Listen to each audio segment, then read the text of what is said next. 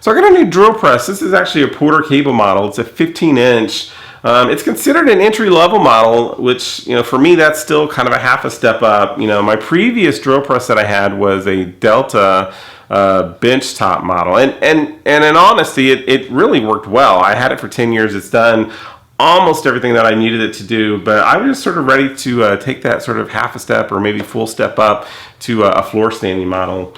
This one's pretty nice. It's got a couple of neat little features. There's a laser light on it. There's a workshop light for, especially for like if you're in a darker shop and you don't have a lot of lighting. I think that'll be nice. Up top, there's, you know, several speeds that you can adjust this for. And I'm really looking forward to kind of playing with this. So anyways, I've got an assembly video that I made for this. I was really impressed. It took maybe 20-30 minutes to do the whole thing, and it was super easy. So anyways, check out this video of how I assembled this, and as always, you can check out my website at woodlogger.com, where I've got more information about this and other projects and reviews that I made in my shop. So here's the box for the Porter Cable 15-inch drill press that I picked up. I've opened it and started taking a look at the manual. And according to the manual, it's about a 20 to 35 minute install. So we'll see how that goes. I'll try and time it and let you guys know how well I do. It's kind of hard to do that and film this at the same time, but I'll do my best. I haven't taken anything else out yet. I'll kind of take that out and kind of lay it on my workbench as much as I can to make it easier to film. But I've really got high expectations for this, and I think it's going to be a great drill press for what I need. Okay, so to get started, the first thing I've got here is my base. It's the first thing on the instructions, that I'm supposed to install 4 hex bolts to the stem. I think I've got everything I need. This thing is just dripping with oil.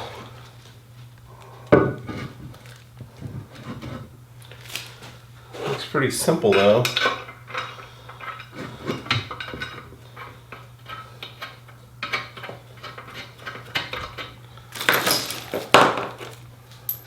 Okay, so I've got all my hex bolts on here. It looks like it needs an 11/16 wrench to tighten. Okay, so I've got to drop my table in. That was pretty simple. And locate the table crank handle and support lock nut. The table crank handle. Okay, so I got the table crank handle. Looks like it just slides in like that. It appears all I have to do is just kind of tighten it down a little bit.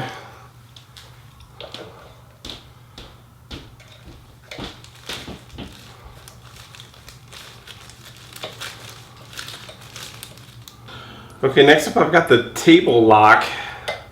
Looks like it slides in right here. Hopefully I'm doing this right. I guess we'll find out real soon.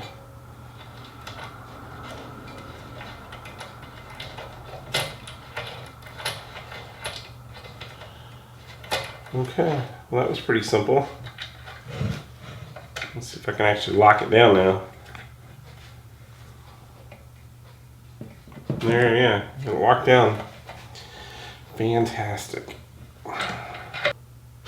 Okay, so now I just need to install another lock handle. This is going on the right side. That's going in. Tighten that down. And sure enough, I can't raise my table up or down. If I loosen it, then I should be able to crank it up or down a little bit.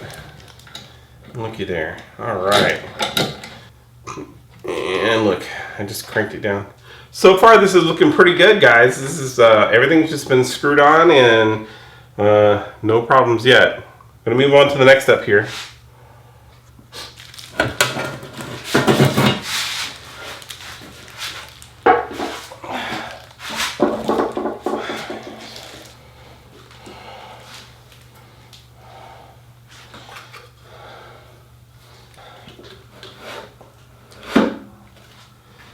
Okay, I got the head all lowered on there.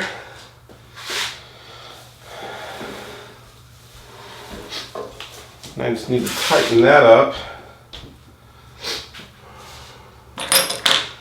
So after setting this down on here, there's 2 head screws, one here and one here, one lower. And it looks like it's just as simple as tightening these up so that this doesn't go anywhere. I'm going to go and do that now.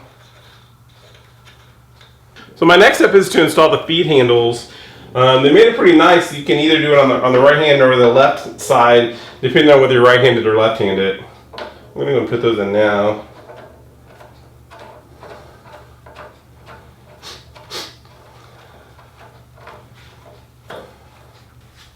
Well, the handles were pretty easy to get in.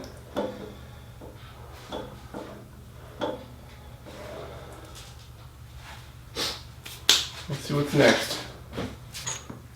So I've got my chuck here, and I've also got my spindle arbor. I went ahead and degreased some of that. There was a little bit of grease on there, and per the instructions, it said that you should probably try and get that off so that it doesn't slip. Next up, you just insert it into that. I'm going to give it a slight tap with my mallet, just to kind of make sure it's on there, holding it. And then up next, we actually take this, and we go for the install.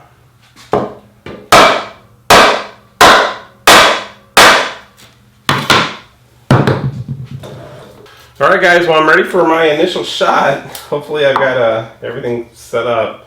I did take a look inside. It looks like the belts are all set up for me. So I'll get to play around with some of that. But let's see what happens when I turn it on. Hey. And if I lower it. Looks like I don't have this on there very tight. Let's try that again. Okay, let's try that again.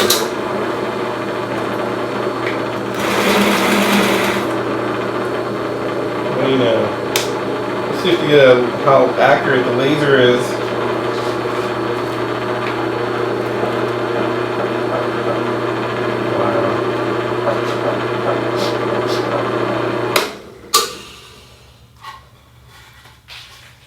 So I gotta say, I'm really impressed. There's a laser that comes with this, and there's quite a bit of information about how to adjust it and get it lined up. For me, fortunately, right out of the box, it's dead nuts right on. So I don't know how I got lucky with that, but hopefully that kind of holds true. I'm not sure how much I'll use that, but I guess it's a neat feature. Alright fellas, well I gotta say, I'm pretty impressed. They advertised 20 to 30 minutes to put this together, and that's about what it took. Everything screwed together very nicely. Nothing was stripped. Everything seemed to work just right. The laser was it was dead on right where it needed to be, right out of the box. So I'm pretty impressed by that. So anyways, check out my website at woodlogger.com. I'll put more pictures and information about this. And I'd love to hear if you guys have one of these. Send me some notes and let me know what you guys think about yours.